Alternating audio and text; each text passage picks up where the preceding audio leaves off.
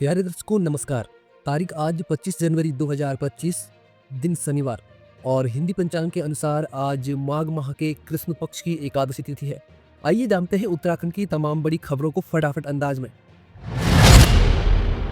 मतगणना का आज खुलेगा राज, किसके सिर सजेगा निकायों का ताज। उत्तराखंड के 100 नगर निकायों में किसके सिर जीत का ताज सजेगा, आज शनिवार को यह साफ हो जाएगा। राज्य निर्वाचन आयोग ने सुबह 8 बजे से मतगणना शुरू करने की तैयारी पूरी कर ली है। इस बार पहली बार मतगणना के नतीजे मोबाइल पर ऑनलाइन देखे जा सकेंगे। 11 नगर निगम, 46 नगर पालिका और 43 नगर पंचायतों के विभिन्न पदों पर हुए चुनावों की गिनती के लिए 54 केंद्र बनाए गए हैं। कुल 6,366 कर्मियों की तैनाती की गई है। चमोली की नगर पंचायत, नंदा नगर घाट और पौड़ी की दुगड्डा नगर पालिका के नतीजे सबसे पहले आने की संभावना है। वहीं बड़े निकायों जैसे देहरादून, हरिद्वार और हल्द्वानी में मतगणना में समय लग सकता है।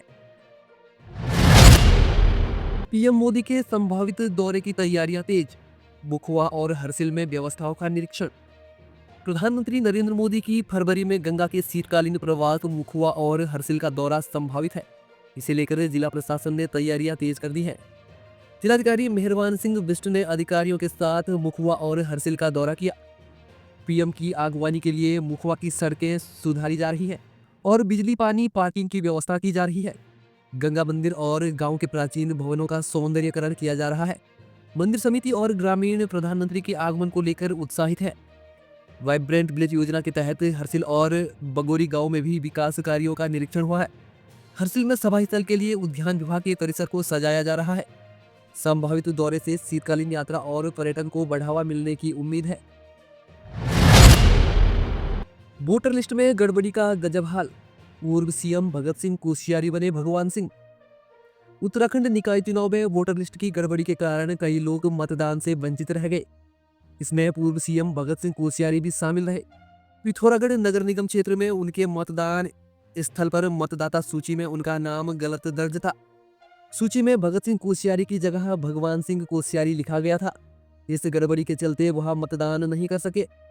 भगत सिंह कोश्यारी मतदान करने के लिए पिथौरागढ़ पहुंचे थे, लेकिन सूची में नाम गलत पाए जाने के कारण बिना वोट डाले लौट गए। जिलाधिकारी ने बताया कि पूरे मामले की जांच जारी है और यह पता लगाया जाएगा कि यह गलती कैसे हुई। निर्वाचन आयोग की इस लापरवाही पर काफी सवाल उठ रहे हैं। देहरादून में मतगणना को लेकर ट्रैफिक प्लान और रूट डाइवर्जन जारी। देहरादून के रेंजर्स ग्राउंड में होने वाली मतगणना के लिए पुलिस ने ट्रैफिक प्लान जारी किया है। 23 जनवरी को हुए निकाय चुनाव की मतगणना आज 25 जनवरी को होगी। रेंजर्स ग्राउंड में मतगणना के लिए प्रत्याशियों, एजेंटों और कर्मचारियों के वाहनों के लिए विशेष रूट और पार्किंग की व्यवस्था की गई है। राजपुर रोड, रायपुर रोड और सहारनपुर रोड से आने वाले वाहनों के लिए अलग अलग रूट तैयार किए गए हैं। बुद्धा चौक से लैंसडाउन चौक तक वाहनों का प्रवेश प्रतिबंधित रहेगा। रेंजर्स ग्राउंड की पार्किंग भर जाने पर वाहनों को काबुल हाउस पार्किंग में भेजा जाएगा। दून पुलिस ने मतगणना के दौरान जनता को यातायात संबंधी दिशा निर्देशों का पालन करने की अपील की है। यूसीसी वेब पोर्टल पर दूसरी मॉक ड्रिल सफल, तकनीकी बाधाएं हुई दूर। उत्तराखंड में सामान्य नागरिक संहिता यूसीसी लागू करने की तैयारियां तेज हो गई है। शुक्रवार को राज्य भर में यूसीसी वेब पोर्टल पर दूसरी मॉक ड्रिल की गई, जिसमें तकनीकी बाधाओं को दूर किया गया। इस अभ्यास में जनसेवा केंद्रों के माध्यम से 2464 डमी आवेदन पंजीकृत किए गए, जिनमें से 847 आवेदन जमा हुए और 540 स्वीकृत हुए। अधिकारियों ने बताया कि पिछले अभ्यास में आई समस्याओं जैसे आधार से ओटीपी न आना और बड़ी वीडियो अपलोड न हो पाने की दिक्कतें दूर कर दी गई है। गृह सचिव शैलेश बगोली ने कहा कि यूसीसी लागू होने के बाद भी समय समय पर प्रशिक्षण कार्यक्रम आयोजित किए जाएंगे। दूसरी मॉक ड्रिल के सफल होने के बाद यूसीसी को शीघ्र लागू करने की दिशा में कदम बढ़ाए जा रहे हैं। हरीश रावत वोटर लिस्ट विवाद, हरदा ने डीएम को कहा थैंक यू, बीजेपी पर किया कटाक्ष।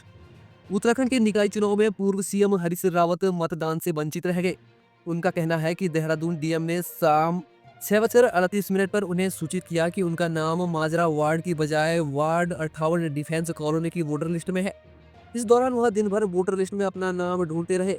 सोशल मीडिया पर उन्होंने लिखा, जिसे ढूंढा गली गली वो घर के पिछवाड़े में मिली। डीएम सविन बंसल का धन्यवाद करते हुए उन्होंने बीजेपी प्रदेश अध्यक्ष महेंद्र भट्ट पर भी कटाक्ष किया। उन्होंने कहा कि भविष्य में अपने वोट की रक्षा के लिए अधिक सतर्क रहूंगा। इसके साथ उन्होंने कांग्रेस मेयर प्रत्याशी धीरेन्द्र पोखरियाल को आशीर्वाद देते हुए कहा कि देहरादून को शानदार मेयर मिलने जा रहा है। दुर्गापुरी क्षेत्र से संदिग्ध गिरफ्तार, बांग्लादेशी नागरिक को पुलिस ने पकड़ा। कोटद्वार में गुरुवार शाम खुफिया पुलिस ने दुर्गापुरी क्षेत्र में घूम रहे एक संदिग्ध बांग्लादेशी नागरिक को गिरफ्तार किया। पूछताछ में उसने खुद को फारूक हसन पुत्र नियाकत अली निवासी जाधवपुर चुआडांगा बांग्लादेश बताया। वह बिना वैध पासपोर्ट और वीजा के भारत में रह रहा था। पुलिस ने विदेशी अधिनियम 1946 और पासपोर्ट एक्ट 1920 के तहत मामला दर्ज कर लिया है। आरोपी ने बताया कि वह बेनापोल बॉर्डर से अवैध रूप से भारत में दाखिल हुआ और मजदूरी की तलाश में कोटद्वार पहुंचा। उसके पास वैध दस्तावेज न होने के कारण पुलिस ने उसे कोतवाली लाकर जांच शुरू कर दी है। खुफिया विभाग अब उसकी भारत में उपस्थिति के मकसद की जांच कर रही है। देहरादून के खिलाड़ी दून घाटी में होंगे उत्तराखंडी संस्कृति से रूबरू। 28 जनवरी से उत्तराखंड में 38वें राष्ट्रीय खेलों का आगाज होगा, जिसका उद्घाटन रायपुर स्थित राजीव गांधी अंतर्राष्ट्रीय क्रिकेट स्टेडियम में होगा। प्रधानमंत्री नरेंद्र मोदी इस भव्य समारोह में हिस्सा लेंगे। पांडवाज बैंड, जुबिन नौटियाल और पवनदीप राजन सांस्कृतिक प्रस्तुतियों से समा बांधेंगे। करीब 10,000 खिलाड़ी उत्तराखंडी संस्कृति के दर्शन करेंगे। पांडवाज का थीम सॉन्ग उत्तराखंडी धुन और लोक कला का बेहतरीन संगम होगा। 1200 बच्चों की भागीदारी से यह समारोह और भी आकर्षक बनेगा। पांडवाज द्वारा डिजाइन किया गया मौलिक किरदार चर्चा में है, जो राज्य की संस्कृति को जीवंत करता है। यह आयोजन उत्तराखंडी कलाकारों के लिए बड़े मंच पर अपनी पहचान बनाने का सुनहरा मौका है।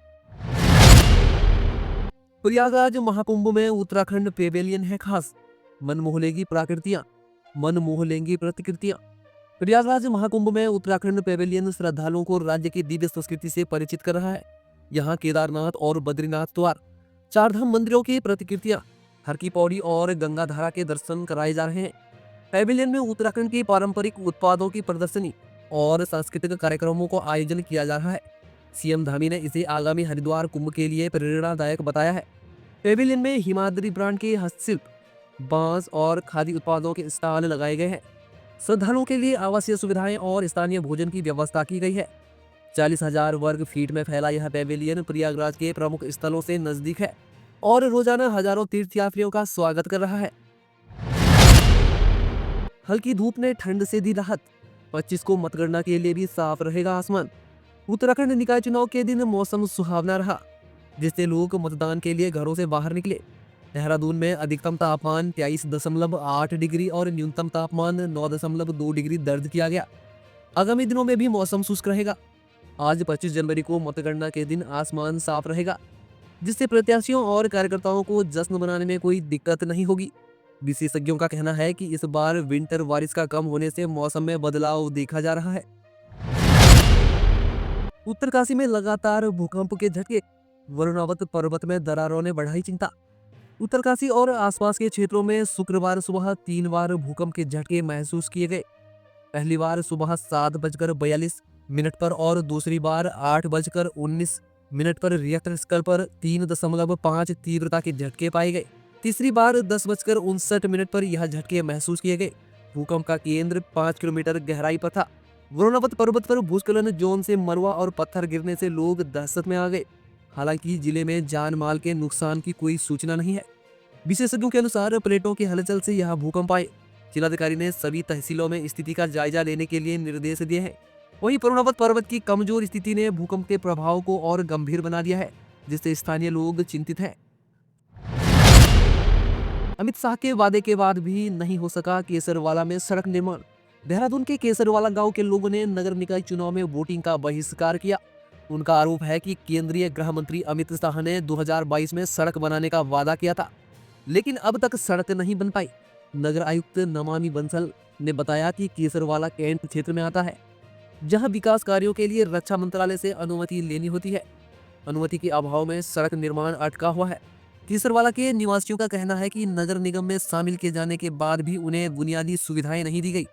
एक नाला भी स्थानीय समस्याएं बढ़ा रहा है। ग्रामीणों ने कहा कि समस्याओं का समाधान जल्द न होने पर चुनाव का बहिष्कार करने का निर्णय सही था। वन विभाग में उत्कृष्ट काम करने वाले अधिकारी और कर्मचारी चयनित, गणतंत्र दिवस पर होंगे सम्मानित। गणतंत्र दिवस पर उत्तराखंड वन विभाग अपने उत्कृष्ट कार्य करने वाले अधिकारियों और कर्मचारियों को सम्मानित करेगा।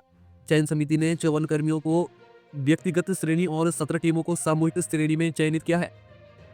चयनित कर्मी वनीकरण, वन्यजीव संरक्षण और पर्यावरण क्षेत्र में काम करने वाले हैं। देहरादून वन प्रभाग के सतविंदर पाल, राम भरोसा और अमृता डोभाल सामूहिक श्रेणी में शामिल हैं। वहीं तराई पूर्वी और पश्चिमी वन प्रभाग के साथ नंदा देवी राष्ट्रीय पार्क जोशीमठ से भी अधिकारियों को सम्मानित किया जाएगा। इस अवसर पर प्रमुख वन संरक्षक सभी चयनित कर्मियों को सम्मानित करेंगे। गणतंत्र दिवस पर यह सम्मान उनकी मेहनत और प्रेरणादायक कार्यों का परिणाम है, जिसे वन विभाग हर वर्ष आयोजित करता है। सोने की कीमतों में बढ़त जारी, पहली बार 83,000 रुपए के पार पहुंचा भाव। वैश्विक बाजार में अनिश्चितता और जोरदार खरीदारी के कारण सोने की कीमत लगातार 8वें सत्र में तेज हो गई है। शुक्रवार को दिल्ली में 99.9% शुद्धता वाला सोना 200 रुपए की तेजी के साथ पहली बार 83,100 रुपए प्रति 10 ग्राम के उच्चतम स्तर पर पहुंचा। वहीं चांदी भी 500 रुपए बढ़कर 94,000 रुपए प्रति किलोग्राम पर पहुंच गई है। सोने और चांदी में यह वृद्धि निवेशकों के लिए सुनिश्चित विकल्प की ओर बढ़ते रुझान को दर्शाती है। तो प्यारे दर्शकों, ये थी आज की प्रमुख खबरें। न्यूज पसंद आई हो तो वीडियो को लाइक और शेयर जरूर करें और चैनल पर नए हैं तो चैनल को सब्सक्राइब करें। नमस्कार।